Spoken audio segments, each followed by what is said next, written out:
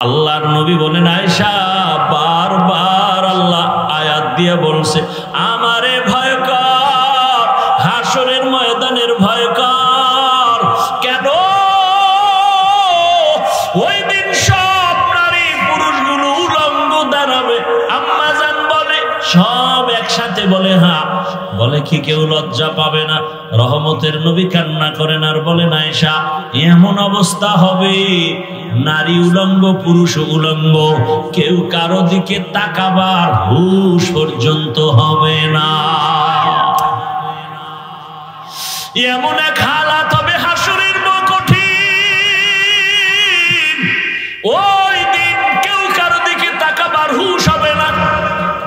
রহমতের নবী পর্যন্ত কাঁদেন, চোখের পানি ছেড়ে কান্না করেন। ও আয়েশা হাসরের ময়দান কেমন কঠিন হয়ে যাবে, আমার আল্লাহর আদালত চলবে, সব মানুষগুলো আল্লাহর আদালতের সামনে দাঁড়াবে। আল্লাহ অর্ডার করবে সূর্য তাড়াতাড়ি নিচে নেমে আসো, তাড়াতাড়ি সূর্য নিচে নেমে আসো। নিচে নেমে আসার পরে আল্লাহ অর্ডার করবে সূর্য যত তাপ আছে সব তাপ জমিনের উপরে ছেড়ে দাও। নবী কান্না করেন আর বলেন আয়েশা সূর্যের তাপে মাটির জমিনটা তামা হয়ে যাবে, মানুষগুলো এতটা কষ্টের উপরে দাঁড়ায় থাকবে। ওদিকে জাহান্নামের আওয়াজ শুরু হয়ে যাবে।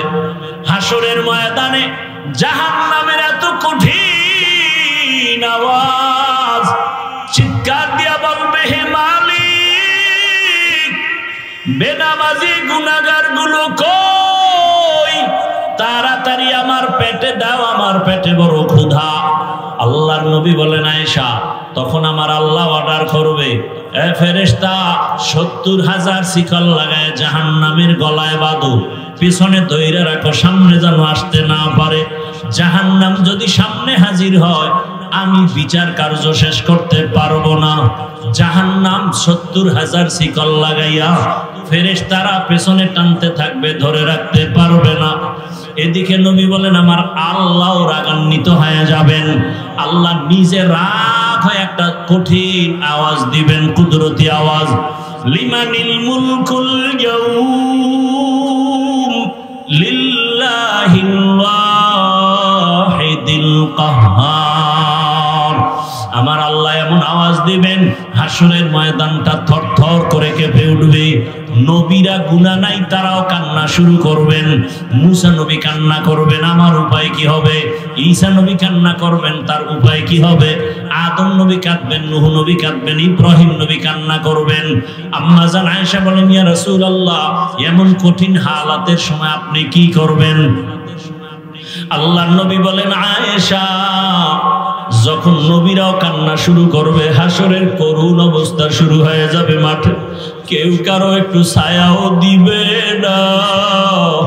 সূর্যের গরমে নাফরমান গুনাহগারের মাথার মগজগুলো ভাতের মারের মতো ফুটতে থাকবে। ওই নবীরা পর্যন্ত কাঁদবেন, জাহান্নামের চিৎকারে হাসরের মাঠ কাঁপতে থাকবে। এমত অবস্থায় নবী বলেন আমিও সহ্য করতে না পারিয়া আমি আমার মাওলার সামনে মাকামে মাহমুদে সিজদায় পড়ে কাঁদবো। আমিও কান্না করে বলবো আল্লাহ জাহান্নামের ফিরাও, জাহান্নাম যেন সামনে আগাইতে না পারে। মুসা নবী কাঁদবেন নিজের জন্য, ঈসা নবী কাঁদবেন নিজের চিন্তায়, ইব্রাহিম কাঁদবেন নিজের চিন্তায়, আর আমি মুহাম্মদ যত কাঁদবো একবারও আমারে নিয়ে আমি চিন্তা করব না। আমি সিজদায় পড়ে কাঁদবো আর বলবো আমার উম্মত, আমার উম্মত, আমার উম্মত, আমার একটা উম্মত যেন জাহান্নামে না যায়। আমার উম্মত জাহান্নামে গেলে আমি জান্নাতে যাব না। আমার মাওলা নবীর কান্না দেখে বলবে নবী উঠেন, আপনি কাঁদিয়েন না, আমি আপনাকে সান্ত্বনা দিয়া দিব, আপনার কোনো ভয় নাই। এই আমি মাথা উঠাবো আল্লাহ পাক ফেরেশতাকে একটু পানি দিয়ে বলবে জাহান্নামের গায়ে ছিটায় দাও। জাহান্নামের গায়ে আমার মাওলার দেওয়া কুদরতের পানি ছিটাইয়া দেওয়া মাত্র জাহান্নাম পেছনে দৌড়াবে। ফেরেশতারা বলবেন হে মালিক, যেই জাহান্নামটাকে 70,000 শিকল দিয়ে ধরে রাখতে পারি না, এমন কি একটু পানি দিলেন যে জাহান্নাম পেছনে ভাগতে শুরু করলো? এটা কি জমজমের পানি নাকি আবে হায়াতের পানি, না কাউসারের পানি, না দুনিয়ার কোন সমুদ্রের পানি, না বৃষ্টির পানি? আল্লাহ বলবেন ফেরেশতারা না,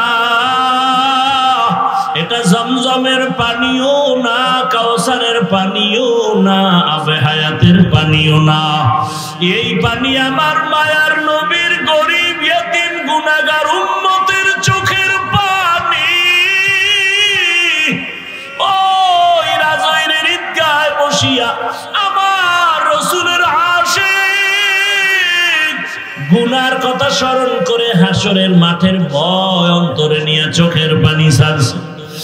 আর আমাকে বলছে ও দয়ার মালিক, দুনিয়াতে টাকা পাইলাম, বাড়ি পাইলাম, গাড়ি পাইলাম, ছেলে পাইলাম, বিবি পাইলাম, কিন্তু আমারে টাকার মালিক কে বানাইলো, বাড়ির মালিক কে বানাইলো, ছেলে আমারে কে দিল, মেয়ে আমাকে কে দিল, তারে তো আমি এখনো পর্যন্ত চিনলাম না। ও রাজৈরের বাবারা, জ্ঞান তো জীবনে কম করো নাই, এত বুদ্ধি নিয়ে চলো। একবারও কি ভাবছো রে মুমিন, তোমার টাকার মালিক, বাড়ির মালিক, গাড়ির মালিক যে বানাইলেন, তুমি এখান থেকে বিদেশ যাও, বাতাসের সাথে বিমানে বসিয়া যাও। কত বিমান দুর্ঘটনায় মানুষ পর্যন্ত শেষ হয়ে যায়, কত বিমান নিখোঁজ হয়ে গেছে আর খুঁজিয়া পায় নাই। ওরে তোমারে যে এত সুস্থতার সাথে আল্লাহ বাঁচায় রাখলেন, টাকার মালিক বানাইলেন, আজকে তোমাকে আল্লাহ সন্তানের মালিক বানাইলেন, বাড়ির মালিক বানাইলেন, এত কিছু যে দিলেন, তুমি বলো তারে তুমি কি দিয়েছ? একবারও কি তুমি চিনছো? ছেলেরে পাইয়া তুমি কত আনন্দ করো, মেয়ে পাইয়া তুমি কত মায়া করো, আনন্দ করো। ছেলেরে ছাড়া ভালো লাগে না, বিবি পাইছো, বিবি ছাড়া তোমার মন ভালো লাগে না। টাকা পাইছো, বাড়ি গাড়ি পায় কত আনন্দে জীবন কাটাও। এখন তোমার টাকা পয়সা, বাড়ি তোমার অন্তরে জায়গা নিয়েছো, একবারও চিন্তা করছো এগুলোর মালিক যিনি বানাইছেন তিনি আমার কত মায়ার মালিক, যিনি আমার এত সুন্দর করে বানাইলেন, এত সম্মান দিলেন। ওই আল্লাহর অন্তরে ভয় জমা করিয়া, আল্লাহর আদালতের ভয় অন্তরে নিয়া আল্লাহ বলে, বান্দা এখনো সময় আছে, গুনাহ ছাড়িয়া দাও।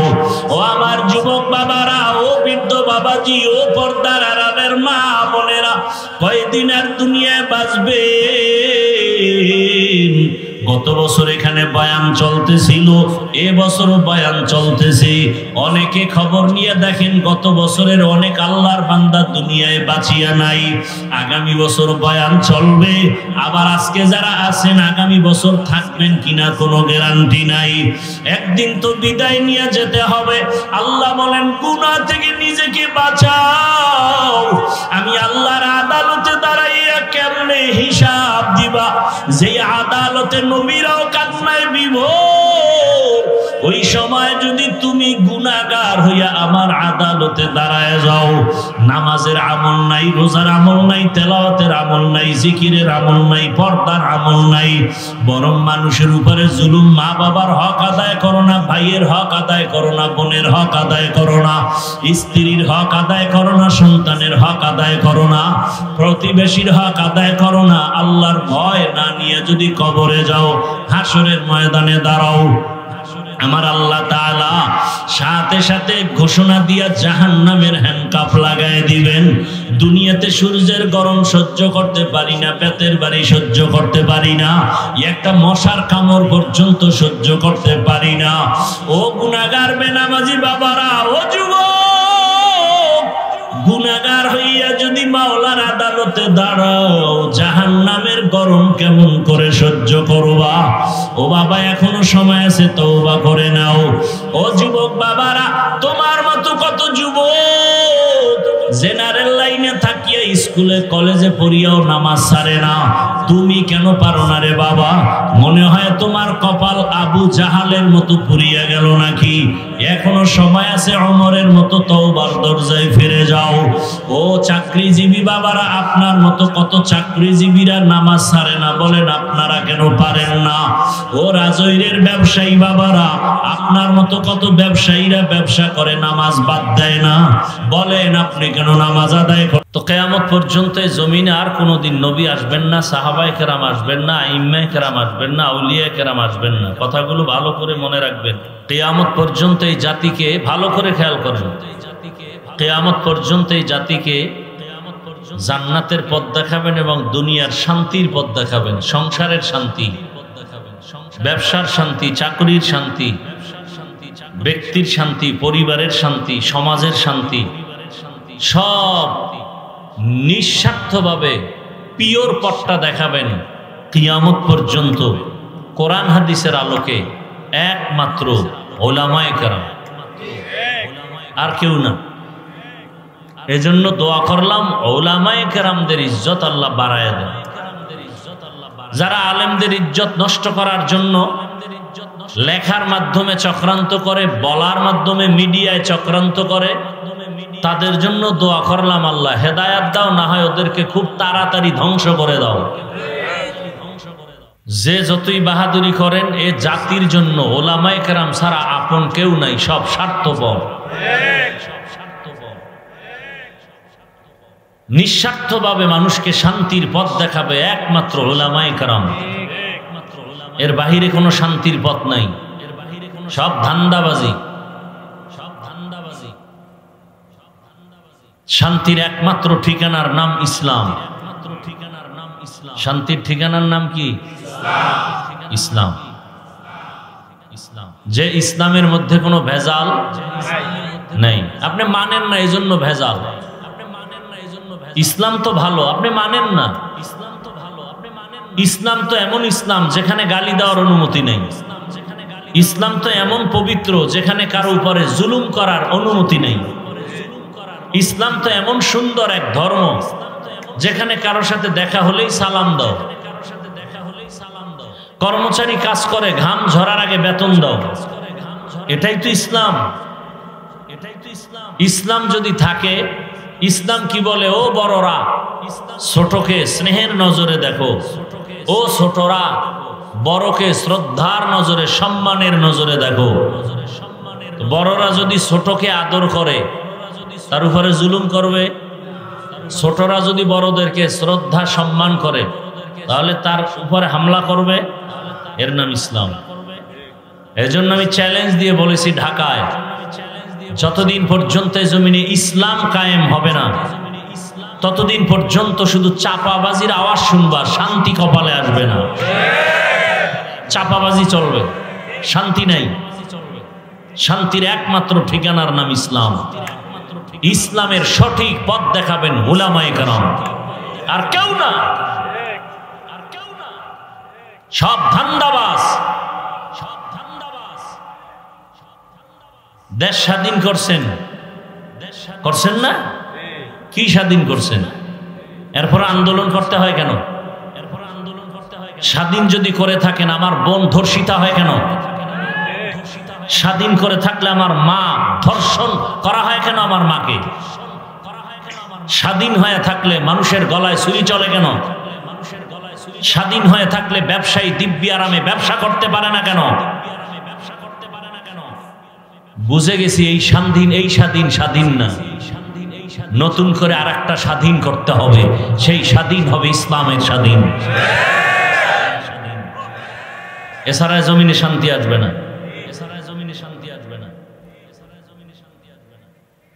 কেরোসিনের পাত্রে মধু রাখলে কোনোদিন এই মধু খাওয়ার যোগ্য হবে না। শিয়ালের হাতে মুরগি আমানত দিলে কয়দিন থাকবে? হ্যাঁ, বড় কঠিন, কিন্তু বড় কঠিন। আল্লাহ হেদায়েত দান করুন।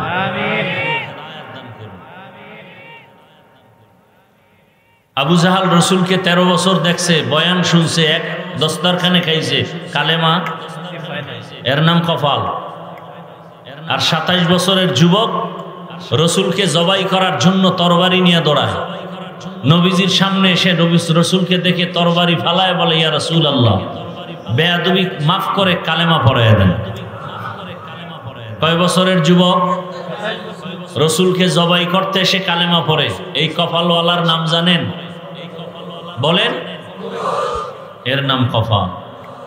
13 বছর রসুলকে দেখছে, বয়ান শুনে নাই, বয়ান শুনছে, কালেমা পড়ে নাই। আবু জাহাল, এর নাম কপাল। রাজুর ঈদগাহ মাঠে অনেক বছর ধরে সম্মেলন হয়,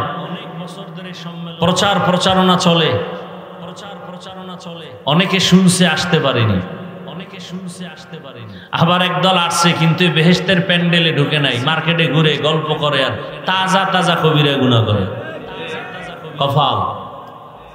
আর একদল বেহেশতের বাগানে ঢুকছে, কিন্তু বয়ানের কলবের দরজা বন্ধ রাখছে, মোবাইল সামনে রেখে। কপাল।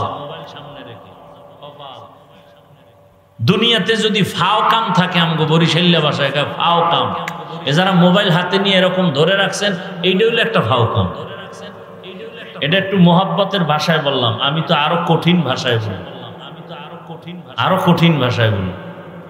জীবনে যদি কোনো ফাও কাম করিয়া থাকেন, তো এই বয়ানে বৈশা মোবাইল ধরা, এটা ফাও কাম। এর থেকে ফাও কাম আর দুনিয়াতে নাই। বিষয় কি? কপাল। কলবের দরজা বন্ধ, সব মোবাইলে ঢুকে, সব কই ঢুকে, কলবে ঢুকবে না, সব মোবাইলে। মোনাজাতের পর মোবাইলে চুরি হয়ে যাবে, কানতে কানতে বাসায় যাবে, আমও গেল সালাও গেল।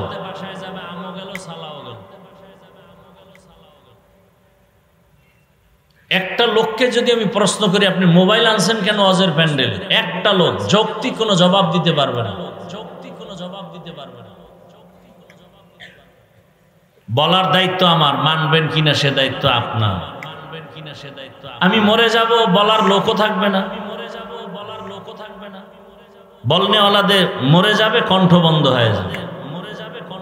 বলনেওয়ালার মানুষের অভাব, শোনার মানুষের অভাব, বিরোধিতার মানুষ বেশি। অনেকে বলবে এতদিন বয়ান হচ্ছে, কেউ তো এত বলেন, আপনি বলেন কেন? অন্যায় করবে এতে দোষ নাই, বললাম কেন সেটা দোষ। আল্লাহ হেদায়াত দান করেন। দেখেন না, ওয়াজের মধ্যে বেলুন কিনছে, বেলুন, প্লাস্টিকের বেলুন, মাছ, মোনাজাতের পরে কান্দে করে ঝুলায় ঝুলায় বাড়ি যায়। বউ জিগাইলে বলবে কি পাইছো? ভাই মোনাজাতে বেলুন কবুল হয়ে গেছে। হাসেন আপনারা, লজ্জা শরম কই গেছে আপনার খবর আছে?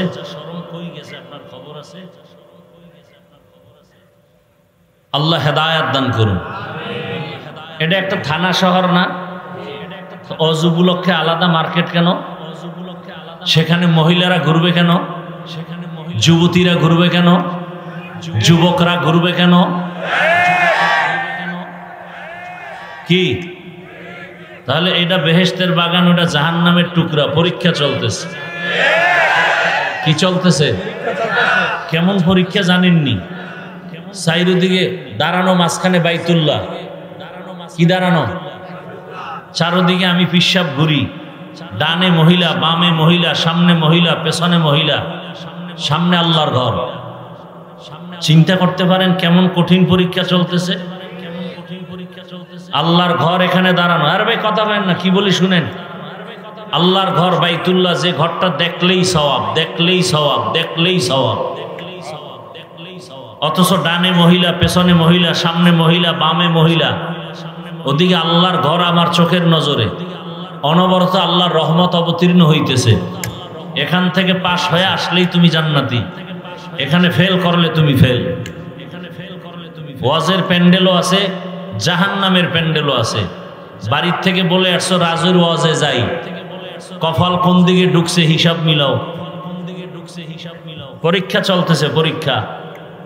কেউ ওয়াজের থেকে তওবা করে কান্না করে গেছে, ফজরে মসজিদে হাজির।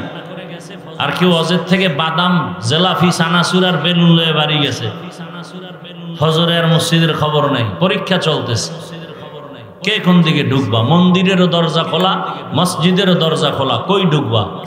ওয়াজের প্যান্ডেলও খোলা, আর জাহান্নামের প্যান্ডেলও খোলা, সেখানে ওয়াজের আওয়াজও পাবা, জেলাফিও পাবা, বোনাস বেগানার চেহারাও পাবা। ঢুকো, ওদিকে যাও, ওখানে 3টা ওয়াজ আছে, খাওয়ান আছে, দেখান আছে। এখানে খাওয়ান নাই, ওয়াজ আছে, দেখাও নাই, বেগানা নাই। এই কথাই 5 দিনে কেউ বলবে না, একজনও বলবে না, আরে চিন্তাও আসবে না, আল্লাহ আমাকে হেদায়াত দান করেন। আল্লাহ ময়দানের সবাইকে আল্লাহ কবুল করেন। রাগ করতেছেন? আমার ওয়াজে সব হেদায়াত, এত সোজা। আমি নিজে হেদায়াতের উপরে নাই, আপনারা হেদায়াত হবেন কি? আল্লাহ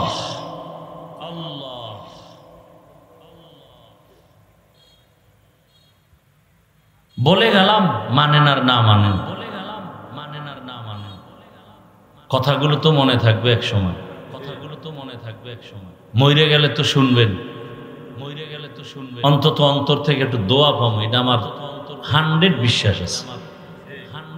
সেই দোয়াটা আমার খুব দরকার হবে কবরে, এজন্য বলে যায়। আর আসলে কি, প্রত্যেকটা ব্যক্তির একটা মূল থাকে, মূল। আগুনের মূল কি? গরম। বরফের মূল ঠান্ডা, ঠিক না? আসলে প্রত্যেকটা ব্যক্তির একটা মূল। আমি হাফিজুর রহমান, এই যাদের সোহবত পেয়ে এখানে আসছি, যে সমস্ত আল্লাহওয়ালা, এদের অভ্যাস, এদের আখলাক কেমন ছিল, এদের সামনে কেউ কথা বলতে এস্টান উঠায় মারতো, পান খাইব তার সামনে বইয়া বয়ানের টাইমে, কেউ আবার চা টানবে, আর তাদের বয়ান এমন চলতো যে গলা কাটা মুরগির মতো মাঠের মানুষগুলো চিৎকার দিতেছে। সুদখোর বয়ান শুনে কান্না করে মোনাজাত দিয়া জামা টুপি কিনে এরপরে বাড়ি গেছে। তাদের লাত্তি খেয়ে আসছি আমি এখানে, থাপ্পড় খেয়ে আসছি এখানে। আমার আব্বা বলতেন, আব্বা তো এখনো বেঁচে আছেন, যার কথা বলতেছি, মাঠের মানুষ গলা কাটা মুরগির মতো কাঁদতেছে। আব্বা বলতেন, তাকায় দেখি, ওই আল্লাহর ওলির মাথা বরাবর উপর একটা নূরের আলোর মতো একটা ডাইরেক্ট আসমান বরাবর একটা আলো দেখা যায়। এগুলি বুঝার মানুষ নাই, বুঝার মানুষ নাই, বলারও মানুষ নাই, বিরোধিতা করার মানুষের অভাব নাই। এটা বুঝবেই তো না কি কয়। অনেকে ভাবতেছে কি বলি, রুহানিয়াত কি জিনিস এটা বুঝারই মানুষ নাই। এজন্য তো এখানে বৈশাই বললাম, কার নামে এখানে ওয়াজ মাহফিল হয়, কার নামে? হাফিজুল হাদিস আল্লামা রুহুল আমিন। কে সে?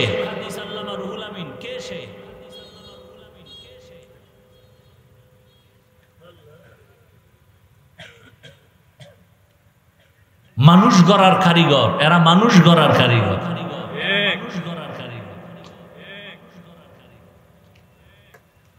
আর আমরা ওয়াজ করতেছি ঘন্টাকে ঘন্টা, টাইম কম, আরো বাড়াও, বয়ান আরো বেশি করেন।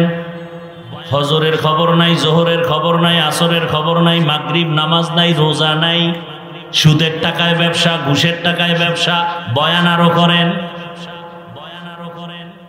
কি হইল বয়ান করে? এই যে এখানে এত মানুষ ফজর পড়ে নাই, অনেকে জোহর পড়ে নাই, আজকে আসর পড়ে নাই, মাগরিব পড়ে নাই, এশাও পড়ে নাই, বয়ান চলতেছে। কপাল কপাল, জানি না এই মাঠের মধ্যে আবু জাহালের কপালওয়ালা কারা আর ওমরের কপালওয়ালা কারা। মোনাজাত পর্যন্ত খালি দেখবেন কার কপালটা ওমরের মতো, কারটা আবু জাহালের মতো।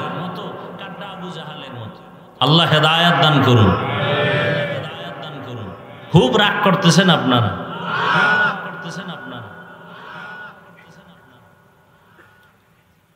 আমি আপনাদের সামনে আলোচনার জন্য এক আয়াত পড়েছি সূরা নাজিআত থেকে, এবং এক টুকরো হাদিস পড়েছি। তরজমাটা বলে সংক্ষেপ কিছু ব্যাখ্যা শোনাতে চাই। ওয়ামা তৌফিকি ইল্লা বিল্লাহ। কে তৌফিক দিবেন? হ্যাঁ, বক্তার এলেম দিয়ে বয়ান হয় না। ছোট ছোট কিছু কথা বলতেছি, মনে রাখবেন। বক্তার এলেমের জোরে ওয়াজ হয় না, আমলের বাহাদুরিতে ওয়াজ হয় না। দুই পুঁজি থাকলে সেখানে ওয়াজ হয়, না হয় আওয়াজ হয়। আওয়াজ ওয়াজ বুঝেন? ওয়াজ বুঝেন? এটা কোন থানা? ভালো করে বুঝেন। এখান থেকে একটা যুবক অপরাধী পুলিশে ধরে থানায় নিয়ে গেল। থানায় নিয়ে এমন বেতের বাড়ি দিছে, কিন্তু কোনো কান্না নেই। হয় না? হয় না? ভালো করে বুঝেন। আল্লাহ পশুকে বুঝার মতো ভালো মন্দ যাচাইয়ের জ্ঞান দেননি, আল্লাহ মানুষকে দিচ্ছেন। একটু বুঝেন। ওয়াজ তো আপনারা আমার থেকে বেশি জানেন, একটু বুঝেন। আমাদের থেকে ওয়াজ আপনারা কম জানেন না, তারপর আমরা আপনাদের বয়ান করি কেন? আমি যে আল্লাহকে মানি, আপনিও তো সে আল্লাহকে মানেন, নাকি আপনার আল্লাহ আর একজন? আপনার নবী আমার নবী, আল্লাহ, কোরআন, হাদিস, কাবা, ধর্ম, কালেমা, দুনিয়াতে আসা, বিদায়বেলা কাফনের সংখ্যা, কালার, কবরের সাইজ, কবরের প্রশ্ন 3টা। তা আপনাকে বয়ান করবো কেন? আপনি তো আল্লাহ মানেন, নবী মানেন, হাদিস মানেন, কোরআন মানেন, কিয়ামত মানেন, জান্নাত মানেন, জাহান্নাম মানেন। বয়ান তো করবো তাদেরকে যারা আল্লাহ চিনে না, নবী চিনে না, কোরআন বুঝে না, হাদিস বুঝে না, ওদেরকে। আপনাকে বয়ান করবো কেন? অথচ আপনাকে বয়ান করব কেন না? আপনার পিছে ঘুরতে ঘুরতে কুত্তার মতো 12 মাস ঘুরতে ঘুরতে নিজের পরিবারের খবর নেওয়ার সময় নাই, খানার সময় নাই, ঘুমের সময় নাই, এরপরও ফলাফল জিরো। বলে নামাজ না পড়লেও দিল পরিষ্কার। আছে না নাই? অথচ রসুল বলেন মুসলমান আর বেঈমানের মাঝখানের প্রাচীরের নাম নামাজ। মুসলমানকে নামাজ ছাড়ে না, বেঈমানকে নামাজ পড়ে না। বাইনাল আবদি ওয়া বাইনাল কুফরি তারকুস সালাহ। আল্লাহ হেদায়েত দান করুন। আপনাকে টুপির জন্য বয়ান করতে হয় আমার, না? আমি টুপি খুলতে চাই না, আর আপনি কেমন মুসলমান টুপি দিতে চান না? আপনাকে আলাদা টুপির বয়ান দিতে হয় আমাকে? আপনিও মুসলমান, আমিও মুসলমান। আপনি দাড়ি রাখতে চান না, আর আমি দাড়ি কাটতে চাই না, আলাদা বয়ান দিতে হয়। আপনি পর্দা করতে চান না, আর আমি পর্দা ছাড়তে চাই না। আমি মসজিদে না ঢুকলে লজ্জা পাই, আপনি কেমন মুসলমান মসজিদে ঢুকতে গেলে লজ্জা পান? কি আজীব! কিন্তু বাহাদুরি তো করেন আমাদের থেকেও বড় বুজুর্গ। আল্লাহ হেদায়েত দান করুন। ওয়া আম্মা মান খাফা মাকাম রাব্বিহি ওয়া নাহান নাফসা আনিল হাওয়া ফাইন্নাল জান্নাতা হিয়াল মাওয়া। আল্লাহ তাআলা বলেন, কিয়ামতের ময়দানে আমার আদালতে দাঁড়াইয়া হিসাব দেওয়ার ভয় যারা নিজেদেরকে দুনিয়ায় গুনাহ থেকে বাঁচায় রাখবে, আমি আল্লাহ ওয়াদা করলাম তাকে বিনা হিসাবে জান্নাত দিব। রহমতের নবী বলেন, ইত্তাকিল মাহারিম তাকুন আবাদান নাস। হারাম অবৈধ জিনিস থেকে নিজেকে বাঁচাও, আল্লাহ তোমার মর্যাদা বাড়ায় দিবেন। মানুষের সামনে তোমার মর্যাদা বেড়েই চলবে। আয়াত আর হাদিসের তরজমা শেষ। এবার ব্যাখ্যা। ব্যাখ্যা মন গড়া করলে চলবে না। আমাদের আকাবিরিন, মুফাসসিরিন, মুহাদ্দিসিন যা করেছেন তাই আমাকে রিপিট করতে হবে। কারণ যারা তাফসীর লিখে গেছেন, হাদিসের ব্যাখ্যা লিখে গেছেন, তাদেরটা অনুসরণ না করলে বরকত নাই। কেন? قال رسول الله صلى الله عليه وآله وسلم البركة مع أكابركم রহমতের নবী বলেন, ও দুনিয়ার উম্মত, তোমাদের যত জীবনের বরকত চাও, তোমাদের খাঁটি আল্লাহওয়ালা যারা মুরব্বী তাদের মধ্যে বরকত ঢুকানো। কারণ তোমার আমার চোখের নজর খারাপ, আমাদের অতীতের আল্লাহওয়ালাদের নজর আমাদের মতো খারাপ না। আপনার আমার জবান খারাপ, মিথ্যা বলি, গীবত করি, গালি দেই। যারা খাঁটি আল্লাহওয়ালা তাদের জবান আমাদের থেকে অনেক ভালো, আমাদেরটা খারাপ। বুঝেননি? তাদের চোখের পাওয়ার কত ভালো, আর আপনার আমার চোখের পাওয়ার কত নষ্ট। সারা রাত ঘরের দরওয়াজা জানালা বন্ধ করে মোবাইল নিয়ে শুধু জেনা করে, ঘরে ঘরে রুমে রুমে জেনা।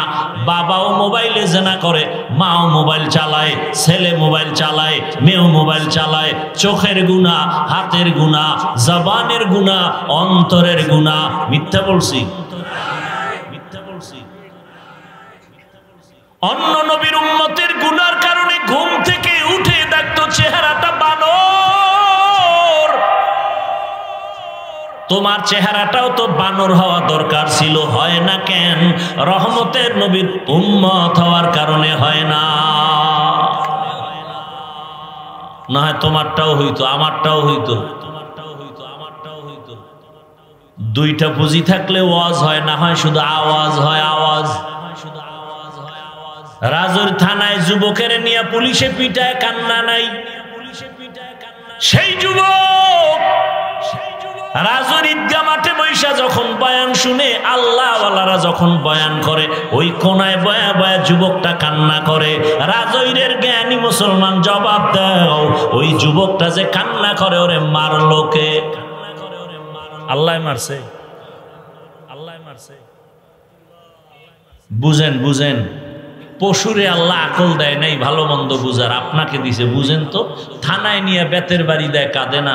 কোরআনের বাগানে এসে কাঁদতে, এটা বুঝেন। মানুষের পিঠে কান্না আনা যায় না, এজন্য বলছি, দুই পুঁজি থাকলে ওয়াজ হয়, আর দুই পুঁজি না থাকলে আওয়াজ হয়, ওয়াজ হয় না। কলবের পরিবর্তন শুরু হয়। এক পুঁজি আল্লাহর ডাইরেক্ট রহমত,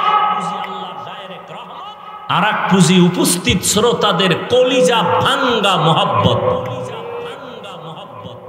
আল্লাহর রহমত আছে, বয়ান চলতেছে, আপনি এদিক সেদিক মন নিয়ে বসে আছেন, কাজ হবে। দুই হাতে যখন তালি আসবে, একসাথে হবে, আওয়াজ হবে। এক হাতে আওয়াজ হবে না।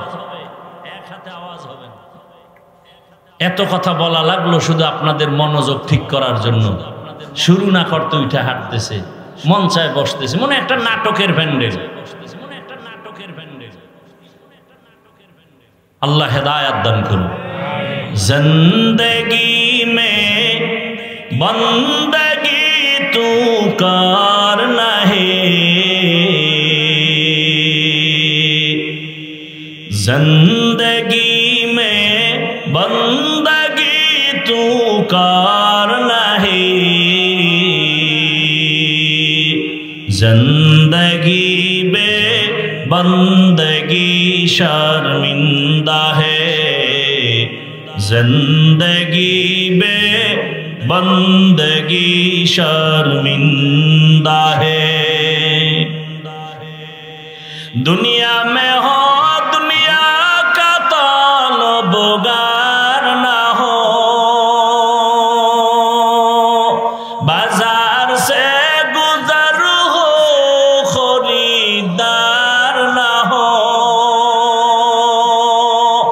ये दुनिया एक मिसले कागज फूल है, ये दुनिया एक मिसले कागज फूल है, जिंदगी में बंदगी तू करना है,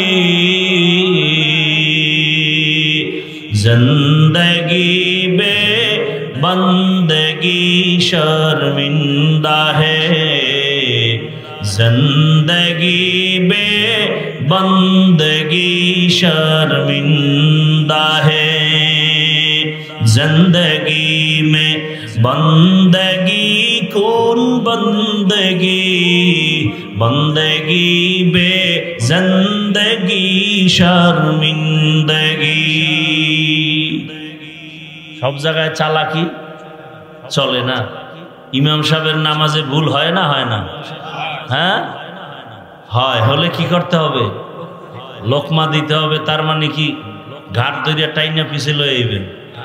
হ্যাঁ, যে ইমাম সাহেব আলহামদুলিল্লাহর মধ্যে ভুল করলেন কেন, ইমামতি বাদ, এটার নাম লোকমা, এটার নাম লোকমা। খবরদার, খবরদার। লোকমা দিতে গিয়া যেন আলেমের সাথে বেয়াদবি না হয়, সাবধান। বর্তমান দুনিয়ার ওলামায়ে কেরামি আমাদের ওয়ারাসাতুল আম্বিয়া, রাসূলদের ওয়ারিস। খবরদার, খবরদার। এমন কোন আচরণ করবেন না যে নিজের কপালটা পুড়ে যাবে, নিজের কপালটা পুড়ে যাবে। খবরদার, খবরদার। আল্লাহ বললেন হাসরের ময়দানে আমার আদালতে দাঁড়াইয়া হিসাব দেওয়ার ভয়ে দুনিয়াতেই যারা নিজেদেরকে গুনাহ থেকে বাঁচাবে আমি তাদের বিনা হিসাবে জান্নাত দিয়ে দেব। এবার হাসরের ময়দানের ভয় কেন? হাসরের ময়দানটা কি? হাসরের ময়দান কেন? হাসরের ময়দানটা কি ভাবে? এই তিন কথার জবাব দিতে গেলে আমার দীর্ঘ টাইম দরকার।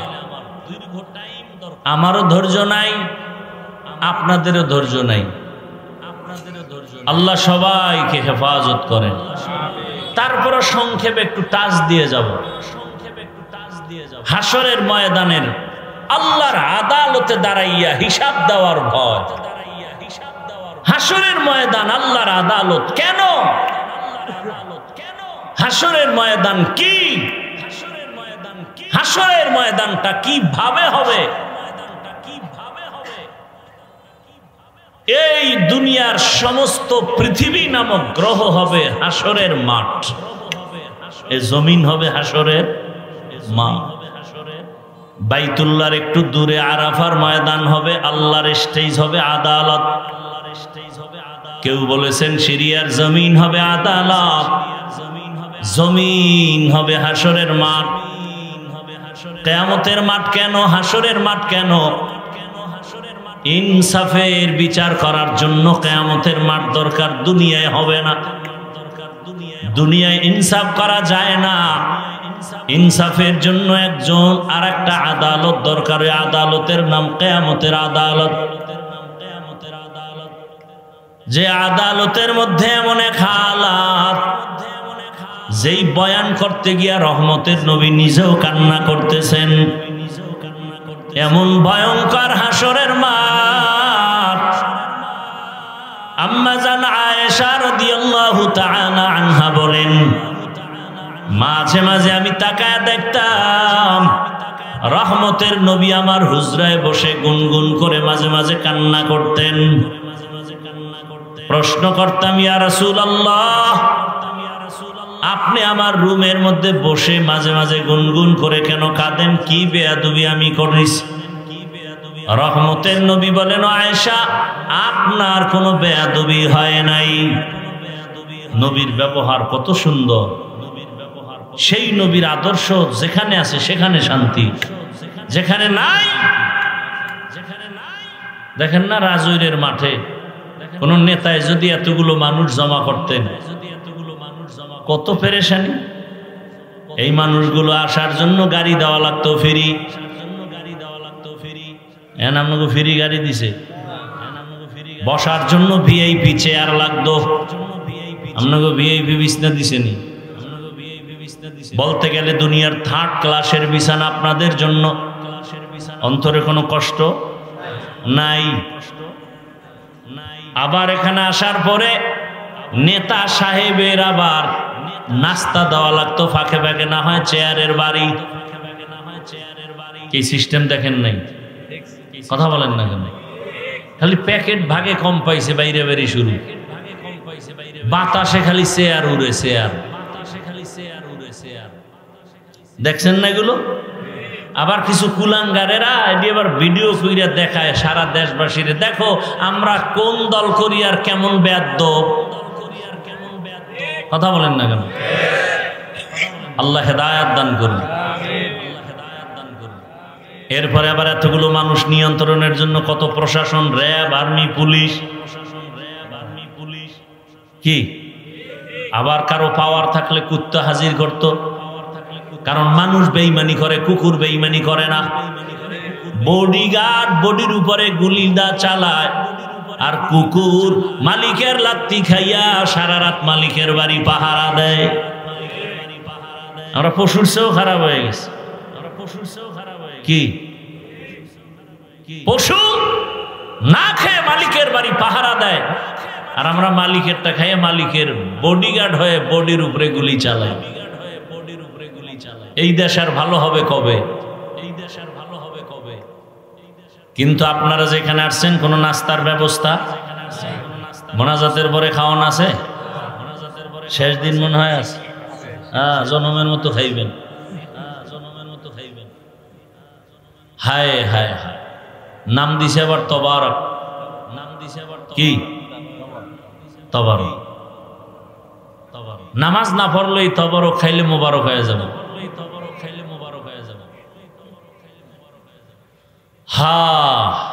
নাস্তারও কোনো চিন্তা নাই, এতগুলো মানুষের জন্য কোনো নিয়ন্ত্রণের জন্য কোনো প্রশাসন আসেনি, পুলিশ আসেনি। এটা কেমনে সম্ভব? একমাত্র জবাব আমার রসুলের আদর্শ মানলেই সম্ভব। ইমামুল আউয়ালিন আল আখিরিন বহরে সদকা রহমাতাল লিল আলামিন সাইয়্যিদুল কাউনাইন খাতমুল মুরসালিন আখির আমদ বুদে ফখরুল আউয়ালিন। ওগো নবীর উম্মতেরা,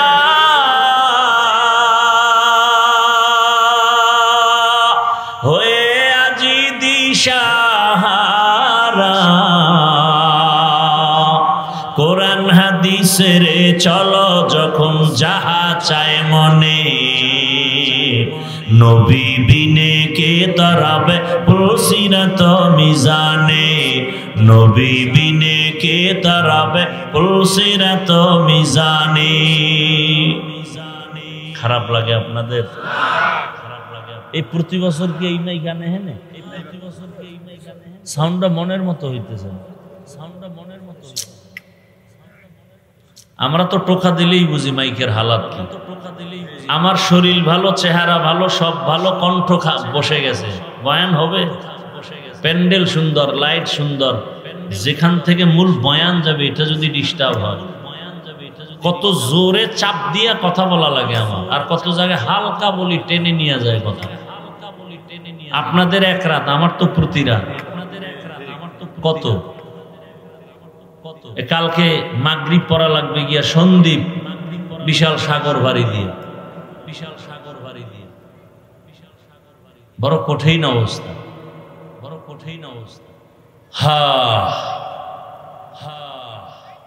আর কিছুক্ষণ থাকবেন তো ইনশাআল্লাহ। আল্লাহ কবুল করুন। হাসরের ময়দানের কথা বলতেছিলাম। আম্মা জান রহমতের নবীকে জিজ্ঞাসা করলেন, পয়গম্বর কান্না করার কারণটা কি জানতে চাই। রহমতের নবী বলেন, হে আয়েশা, তুমি কোনো বেয়াদবি করো নাই। আমি কান্না করার দুইটা কারণ, আমার মনে যখন দুইটা কথা বেশি ধাক্কা দেয়, চোখের পানি ধরে রাখতে পারি না। এক, তুমি আমার সুখের দিনের বিবি, কিন্তু আমার জীবনের বেশিরভাগ আমার দুঃখে দুঃখে কাটিয়েছে। খানাও পাই নাই, বাবাও পাই নাই। এমন একদিন আমার ক্ষুধার কারণে পেটে আমি 2টা পাথর বেঁধেছি, খানা আমাকে দেওয়া হয়। রহমতের নবী ঘর থেকে বের হলেন, পেটে ক্ষুধা। রাস্তার মাঝে আবু বকরের সাথে মোলাকাত হয়ে গেল। ইয়া রাসূলুল্লাহ, কোন কারণে আপনি রাস্তায় বেরিয়ে আসলেন? বলে আমার পেটে ক্ষুধা। আবু বকর কয়, আমাকেও সেই কারণে রাস্তায় বেরিয়ে আসতে হলো। আমার চুলায় আগুন জ্বলে না, খানার মতো ঘরে কিছুই নেই। রহমতের নবীর এত কষ্ট,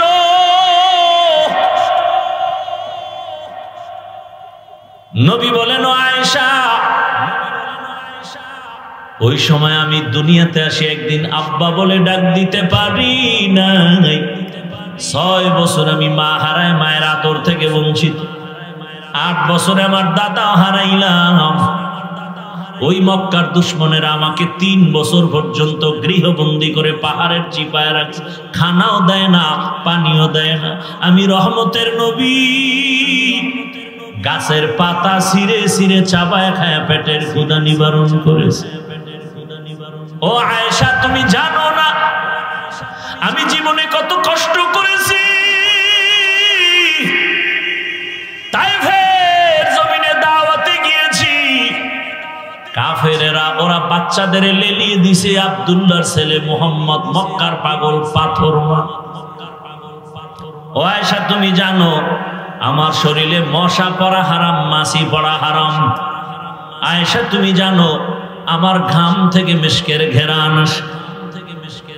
আল্লাহ আমার এত আদর করে বানাইছেন, সূর্যের গরমে যেন আমার কষ্ট না হয়। দয়াময় আল্লাহ একটা মেঘের খণ্ড আমার মাথায় ছাতা হিসেবে দিয়ে দেয়। আমি মুহাম্মদ যেখানে কদম দেই সেই জায়গা থেকে মিশকের ঘেরান আসতে থাকে। কেমন মায়ার নবী! ওই তায়েফের ময়দানের বাচ্চাগুলো যখন পাথর মারা শুরু করলো বৃষ্টির মতো, আমার শরীরে একটা মশাও কামড় দেয় না, মাছিও কামড় দেয় না। বরং আমি যখন রাস্তা দিয়ে হাঁটি, দুপাশের গাছগুলো নত হয়ে আমাকে সালাম জানায়, সাপ আমারে বাতাস দেয়। কিন্তু ওই কাফেরের সন্তানরা আমাকে এমন পরিমাণ পাথর মারতেছে, আমার নরম শরীর ফেটে ফেটে রক্ত পরে জুতা আটকায় গেছে। আমি চোখের পানি ছেড়ে কাঁদি। ওই কাফেরের সন্তানেরা পাথর মারে, আর আমি এক কদম 2 কদম দিয়ে মক্কার দিকে কদম বাড়াচ্ছি আর কান্না করি। এমন সময় জিব্রাইল আমিনের আগমন হয়ে গেল। জিব্রাইল এসে বলেন, ইয়া রাসূলুল্লাহ, আপনি চোখের পানি ছেড়ে কাঁদবেন, আমার আল্লাহ বরদাস্ত করবে? হতেই পারে না। আপনার চোখের পানির কান্নার আওয়াজ আরশে আজিম গরম হয়ে গেছে। এখন আপনি অর্ডার দেন, তায়েফের জমিনটা উল্টায় সব মেরে ফেলবো, আল্লাহর অর্ডার। নবী কেমন দয়ার নবী! ওদের মারিও না, ওরা আমাকে চিনে না, যদি চিনতো আমাকে মারতো না। ওরা জানে না আমি মক্কার ইয়তীম, ওরা জানে না আমি মায়ের আদরহীন জীবন কাটাই, আমার আপন কেউ নেই। ও আয়েশা, ওই কঠিন সময় আমার একজন আপন আল্লাহর বান্দি আল্লাহ দিছেন, সে আমার সাথী, আমার অর্ধাঙ্গিনী, আমার সহধর্মিনী, একমাত্র খাদিজা আমার বিবি হয়ে ঘরে আসছেন। 40 বছরের খাদিজা, আমি মুহাম্মদ 25 বছরের বয়সে বিবাহের বন্ধনে আসলো। খাদিজা আসিয়া আমার সব অসহায়ত্ব দেখা তার যত সম্পদ সব আমি রহমতের নবীরে হাদিয়া দিয়ে দিছি। আরবের সব মানুষ খাদিজাকে জানে, চিনে, ধনাঢ্য নারী, কেউ তার সাথে কথা বলে না, খারাপ বলে না। কিন্তু খাদিজা, ওর উপরে কোনো আযাব নাই, মুসিবত নাই। আমি 3টা বছর শিয়াবে আবু তালিবের মধ্যে গৃহবন্দী, খানা দেয় না, পানি দেয় না। খাদিজাও আমার কষ্ট দেখা আমার সাথে 3 বছর কাটাইয়া সেও আমার সাথে গাছের পাতা খেয়ে খেয়ে ক্ষুধা নিবারণ করেছে। ও আয়েশা, ওই খাদিজার কথা যখন আমার মনে পড়ে চোখের পানি আমি ধরে রাখতে পারি না। খাদিজা, আমি রাতের বেলা যত রাত কালেমার দাওয়াত দিয়ে ঘরে আসিয়া আসসালামু আলাইকুম ইয়া আহলাল বাইত, ঘর থেকে ভেতর থেকে আওয়াজ আসে লাব্বাইক ওয়া সাআদাইক ইয়া রাসূলুল্লাহ। খাদিজা, আপনি কি ঘুমান না? খাদিজা বলেন, ইয়া রাসূলুল্লাহ, আপনার, আমি জানি আপনার মা নাই, আপনার বাবা নাই, একটা সন্তান বিদেশে রাখিয়া কোনো মা ভালো ভালো খানা খাইতে পারে না, মা ঘুমাইতে পারে না। ও রহমতের নবী, আমি 2 স্বামী বিদায়ের পরে আপনাকে গ্রহণ করেছি, আমি একাধিক সন্তানের মা হওয়ার পরে আপনার ঘরে আসছি। আপনি যদি দাওয়াত দিয়া ঘরের মধ্যে আসেন আর আমি ঘুমাই, আমি জানি আপনার পদে পদে দুশ্মনের অভাব নাই। আপনি যদি কষ্ট পান, আমি খাদিজার জিন্দেগি বরবাদ হয়ে যাবে। এই কারণে আমি খাদিজা আপনার অপেক্ষায় থাকি, আমি একটা সেকেন্ডের জন্য বিছানায় পিঠ লাগায় ঘুমাই না। নবী বলেন, আয়েশা, ওই খাদিজার কথা যখন আমার মনে পড়ে তখন আমি চোখের পানি ছেড়ে কাঁদি। আর একটা কারণে কাঁদেন কেন? নবী বলেন, হাসরের মাঠের কথা যখন মনে পড়ে তখন আমার চোখের পানি ঝরে রে আয়েশা। আম্মা জান বলেন, ইয়া রাসূলুল্লাহ, হাসরের ময়দানটা কেমন ভয়ঙ্কর হবে। আল্লাহর বান্দার মা, ও বোন, আপনার মতো কত মা কত বোন এই এলাকায় আছে এখনো পর্দা করে নামাজ পড়ে, স্বামীর মাল হেফাজত করে। ও পর্দার আড়ালের মা বোনেরা মোবাইলে সময় নষ্ট করে না। বলেন, আপনারা কেন পারবেন না? এখনো সময় আছে, তওবা করে নেন। কত যুবক রাস্তায় গাড়ি চালায়, নামাজের সময় নামাজ আদায় করে। বলেন, ও যুবক বাবারা, আপনারা কেন পারেন না? নদীর মধ্যে মাছ ধরে নামাজ পড়ে, কৃষি কাজ করে নামাজ পড়ে। আপনার কি হলো? এত বয়ানের পরেও কেন দিল নরম হয় না? আল্লাহ পাকের আযাবের ভয়ে কত পাথর পর্যন্ত কান্না করে। মানুষের দিল কি পাথরের থেকেও শক্ত হয়ে গেল? গুনাহের ভয়, জাহান্নামের ভয় কেন চোখে পানি আসে না? ও আল্লাহর বান্দারা, এখনো তওবার সময়। মনে মনে আল্লাহকে ডাকো আর বলো, হে মালিক, জীবনে যা করি বা না করি, জীবনে আর নামাজ ছাড়বো না, দাড়ি কাটবো না, বেপরদায় চলবো না। মা বাবার দোয়া নিয়া, শিক্ষকের দোয়া নিয়া, উলামায়ে কেরামের দোয়া পরামর্শ নিয়া নবীজির সুন্নাত অনুযায়ী জীবনটাকে চালাবো। কারো হক নষ্ট করব না, কারো উপরে জুলুম করব না। ও মা বোনেরা, এখনো সময় আছে, তওবা করেন। মনে মনে আল্লাহকে বলেন, আর নামাজ ছাড়বেন না, আর বেপরদায় চলবেন না, মোবাইলে সময় নষ্ট করবেন না। ও আল্লাহর বান্দা বান্দিরা, ওই জাহান্নামের আযাবের ভয় আল্লাহ বলেন, আম্মা মান খাফা মাকাম রাব্বিহি ওয়া নাহান নাফসা আনিল হাওয়া ফাইন্নাল জান্নাতা হিয়াল মাওয়া। আল্লাহর আদালতে দাঁড়াতে হবে, পালাবার কোনো সুযোগ নাই।